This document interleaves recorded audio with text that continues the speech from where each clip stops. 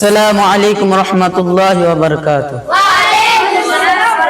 الحمد للہ وحدہ والصلاة والسلام علی من لا نبی عبادہ وعلی آلہ اصحابہ اجمعین، اما بعد، قال اللہ تعالی اعوذ باللہ من الشیطان الرجیم، بسم اللہ الرحمن الرحیم، وآت ذی القربى حقہ والمسکین وابن السبیل۔ صدر محترم، حکم صاحبان، مشفق اساتذہ اکرام اور میرے دور دراز سے آئے ہوئے مہمانان اعظام اور میرے سامنے بیٹھے ہوئے عزیز ساتھیوں، آج کی سالانہ پروگرام میں میں جس موضوع پر روشنی ڈالنا چاہتا ہوں وہ ہے رشتہ داروں کے حقوق۔ ابھی آپ کے سامنے جو آیت کریمہ پڑھی گئی ہے اس کا سیدھا سادہ ترجمہ آیا ہے، اپنے رشتہ داروں کا حق ادا کیجئے اور مسکینوں اور مسافروں کا۔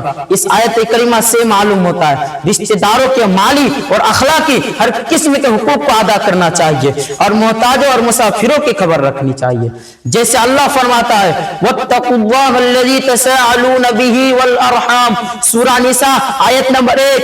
اور اللہ سے ڈرو جس کا نام لے کر تم ایک دوسرے سے سوال کرتے ہو، اور رشتوں کا خیال رکھو۔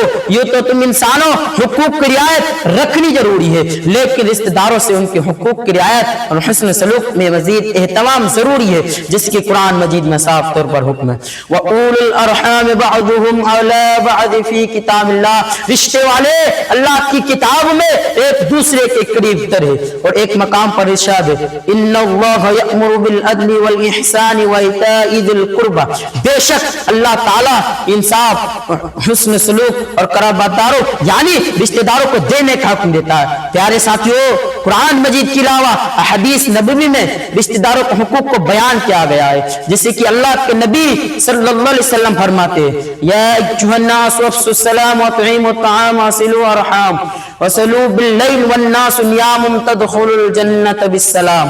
صحیح ترمذی کی روایت ہے، اے لوگوں سلام کو پھیلاؤ، لوگوں کو کھانا کھلاؤ، رحموں کو ملاؤ، یعنی رشتہ داروں کے حقوق کا ادا کرو۔ رات میں جب لوگ سو رہے ہو تو تم نماز پڑھو تو تم جنت میں سلامتی کے ساتھ داخل ہو جاؤ گے۔ اس حدیث کے اندر رشتہ داروں کے حقوق کا ادا کرنے اور ان سے تعلقات قائم رکھنے پر جنت کی خوشخبری سنائی گئی ہے، اور ایسا نہ کرنے پر دوسری حدیث میں جہنم میں ٹھکانہ بتائی گئی ہے۔ لا يدخل الجنۃ قاطع رحیم، صحیح مسلم کی روایت ہے کہ رشتہ توڑنے والا جنت میں نہیں جائے گا۔ اور ایک حدیث میں اللہ کے رسول صلی اللہ علیہ وسلم فرمایا کہ رحیم کا تعلق رحمان سے جڑا ہوا ہے، پاس جو کوئی اسے جوڑتا ہے، اللہ پاک نے فرمایا میں بھی اپنے آپ کو اس سے جوڑ لیتا ہوں، اور جو کوئی اسے توڑتا ہے میں بھی اپنے آپ کو اس سے توڑ لیتا ہوں۔ صحیح بخاری کی روایت ہے۔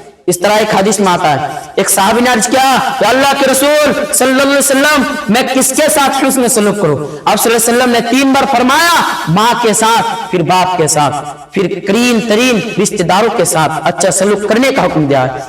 معزز حضرات، آئیے رشتہ داروں کے حقوق کے تعلق سے ایک واقعہ بھی سن لیجئے۔ حضرت عبداللہ بن عمر رضی اللہ عنہما بیان کرتے ہیں کہ ایک شخص آپ صلی اللہ علیہ وسلم کے پاس آیا اور اس نے کہا کہ مجھ سے ایک بڑا گناہ ہو گیا ہے، تو کیا میرے لیے توبہ ہے؟ یا سن کر آپ صلی اللہ علیہ وسلم نے اس سے پوچھا کیا تمہارا والدین زندہ ہے؟ اس نے کہا نہیں۔ تو پھر پوچھا کیا تیری خالہ زندہ ہے؟ اس نے کہا خالہ موجود ہے۔ تو آپ صلی اللہ علیہ وسلم نے فرمایا جاؤ ان کے ساتھ حسن سلوک کرو اور برتاؤ سے پیش آیا کر۔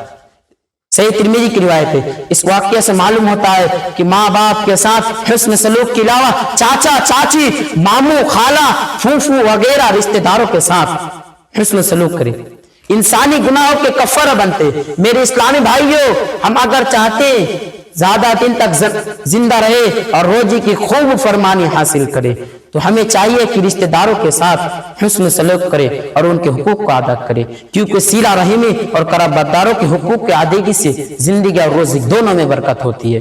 آخر کار اللہ رب العالمین سے دعا ہے ہم تمام مسلمان بھائیوں کو رشتہ داروں کے حقوق کو ادا کرنے کی توفیق دے، آمین۔ وآخر دعوانا ان الحمد للہ رب العالمین۔ السلام علیکم ورحمۃ اللہ وبرکاتہ۔